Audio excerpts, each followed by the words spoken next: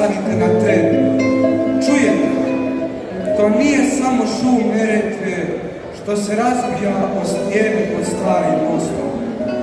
To je šapat vijekova, glas onih koji s ovom kršu pod ovim velim suncem sijali sjeme pismenosti i dobrote. Moj Mostar nije samo grad od kamena i svjetlosti. On je živa knjiga, ali, prijatelji moji, svaka knjiga traži čitaoca, a svako vrijeme traži budne oči. Zato pogledajte ovu školu. Mnogi misle, to su samo zidovi, klupe i tabla. Kako se varaju? Škola je tvrđava koja ne pada pred vjetrovima zaborava. Ona je jedini istinski vremeplov koji ima. Sjećam se kad je Aleksa napisao Elinu.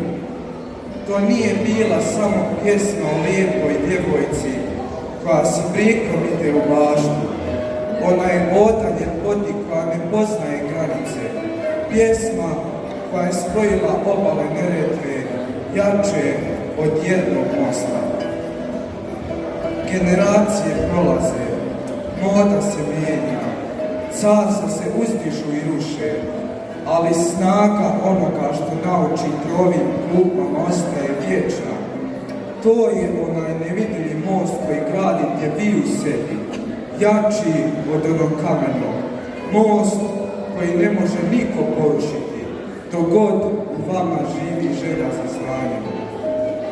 Ja, Svetozar Čolović, po kojem je ova škola nekad nosila ime, pisao sam o patnji, o ljudima, o našem hercegovačkom kršu, ali najljepše stranice ispisujete vi danas.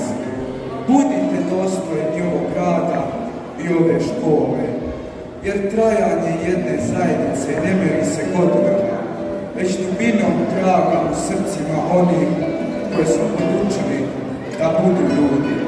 Neka svjetlost znanja u Mostaru nikad ne zgasne.